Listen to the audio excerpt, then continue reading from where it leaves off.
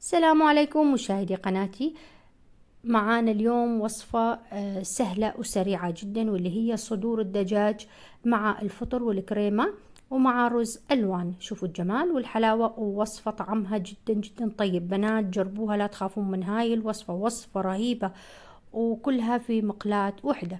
عندنا هاي المقادير: نصف كيلو من صدور الدجاج مع نصف كيلو من الفطر الشرائح، قطعناه احنا الى شرائح بعد غسله.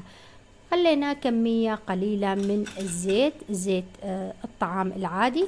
وهاي صدور الدجاج المقطعة مربعات بعد غسلها وتنشيفها جيد من الماء. تقليب بسيط بالزيت بحدود 10 دقائق. شوفوا بنات على طول تغير اللون معانا. بنات جربوا هاي الوصفة ونهائيا لا تخافون من هاي الوصفات اللي أقدمها. وصفة تجنن وتتقدم بالمطاعم بشكل راقي، وإحنا بالبيت حنقدمها بشكل أرقى 100 مرة من المطعم. بعد التقليب ضفت الماجي، ظرف من الماجي، معلقة من الفلفل، معلقة من الملح. بنات اتبعوا الخطوة بكل دقيقة. وبعدها عصرة من الليمون، عصرة نصف ليمونة، وتقليب. إذا وصلتوا إلى هاي اللقطة بنات لا تنسون اللايك رجاء. نقدم صدر الدجاج على جهة واحدة من القلاية اللي معانا، وبعدها نضيف المشروم أو الفطر. بنات لازم يكون فريش، ابتعدوا نهائيا عن العلب لأن ما بي أي طعم وأيضا ضار. بس الحمد لله بعد زراعة الفريش بالمناطق العربية، زراعة الفطر طعمه يخبل وكثير مفيد. شوفوا بنات نظل نقلم بالفطر. تقريبا أخذ معايا الفطر 7 دقائق على النار.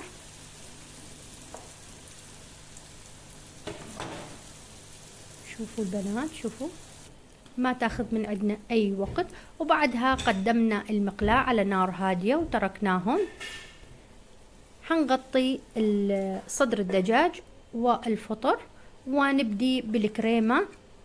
أول شي معانا كوب حليب، أي حليب متواجد عندكم، أي نوعية. كوب حليب، وناخذ معلقة ونص من الطحين. بنات الطحين الصفر معلقة ونص فقط. نقلبها إلى أن يختفي الطحين. استعملت هاي بدل الشوكة حتى يذوب الطحين معانا.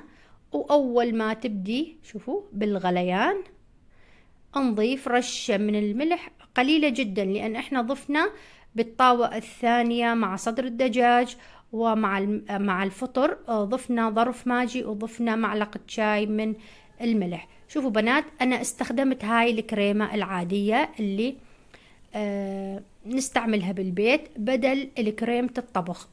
تنطي نفس النتيجة. وبس هاي سعرها يكون يعني سعرها يكون مقدور عليه. بس كريمة الطبخ أنا لما عملت هاي الوصفة قلت خلي أشتري كريمة الطبخ، فالباكيت ب13,000 تقريبا. يعني جدا جدا جدا غالية. فهاي الكريمة توفي بالغرض ونفس الطعم الطيب. حاليا صار معانا حليب والطحين ورشة من الملح وباكيت من الكريمة. بس تغلي غلوة واحدة وبعدها نطفي النار ونخلط. نبدي نخلط بهاي المقلاة الصدر الدجاج مع الفطر. شوفوا بنات الجمال. وأول غلوة ونبدي نضيفها على المكون اللي معانا بالطاوة ونقلبها ونتركه لمدة تقريبا 10 دقائق فقط يغلي معانا. وبعدها نبدي نتركها على نار هادئة لمدة 10 دقائق. ويلا تعالوا معانا بنات حتى نعمل طبق الرز الجانبي اللي مع هاي الوصفة. طبعا أكيد تتقدم مع الرز ضروري. فيلا بنات تعالوا على الطريقة. ناخذ هذا القدر وناخذ كمية من الزيت بحدود 4 معالق كبيرة من الزيت، والرز معانا مغسول ونشفته أو شخلته بمصفاة، ونبدي بقلي الرز. طريقة بالطبخ العادية فقط نضيف الألوان. أنا ضفت الألوان الغذائية بحدود 4 ألوان تقريبا عندي. ضفت هاي المعلقتين من الملح، من ملح الطعام، وظرف ماجي، ونقلب. بنات رجاء اللي ما خلت اللايك يا ريت تضغطون على اللايك للفيديو وترك تعليق حلو. بعدها جبنا ماي ساخن وضفناه على الرز. شوفوا بنات، لكل كوب رز كوب ماي، هذا مقدار اللي حابب انه يكون الرز مفلفل، فهذا دائما المقدار اعتمده.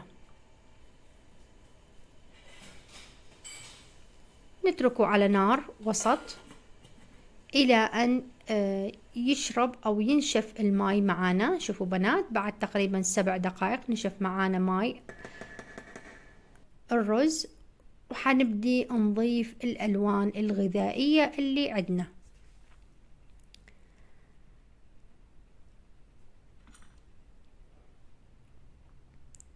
نعمل ثقوب بالمعلقة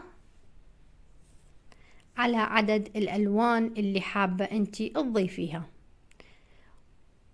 هاي الألوان فقط تنطي بهجة حلوة بالأكل وتنطي رونق حلو وتغيير عن المعتاد. وهاي الألوان ما تضر نهائي لأن هي ألوان غذائية. ضفت بالبداية اللون الأصفر، وهذا اللون الماروني أو الأحمر، وهذا اللون الباذنجاني، وهذا اللون الأخضر. وحبيت بهاي المكان أيضا أحط اللون الأخضر. نتركه على نار هادئة لمدة تقريبا 15 دقيقة. وبعدها شوفوا الجمال بنات، ظهرت الألوان، هذا الماروني والأصفر والأخضر والأحمر والباقي انتوا إذا تحبون. هذا يسموه تمن قوز قزح، كثير طيب وينطي رونق حلو. شوفوا بنات، وبعدها فرغته بهذا الصحن عندي. شوفوا الجمال بنات، والألوان ورز مفلفل نهائي ما معجن، والألوان حلوة ويفتح النفس. إن شاء الله تعجبكم الوصفة بنات، وإذا عجبتكم لا تنسونا من اللايك والاشتراك بالقناة وتفعيل الجرس إذا كنتم من المشاهدين الجدد لقناتي. يا رب تعجبكم الوصفة، ويا رب هذا الفيديو يتشارك من أكبر عدد من مشاهدي قناتي وإن شاء الله عجبتكم الوصفة بنات. جربوها لأن وصفة أكثر من رائعة والطعم مميز. وبعد ما عملت هاي الوصفة بيومين طلبوها مني بالبيت من شدة جمالها وروعتها وطعمها المميز. بنات أنا طمعانة بكرم رب العالمين وكرمكم في وضع اللايك والمشاهدة، وأيضا مشاركة الفيديو مع الأهل والأصدقاء. وإن شاء الله اللي أقدر أعمله وأنزله على القناة أنا ما أقصر مع الكل.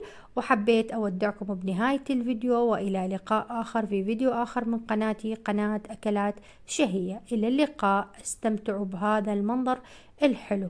باي بنات.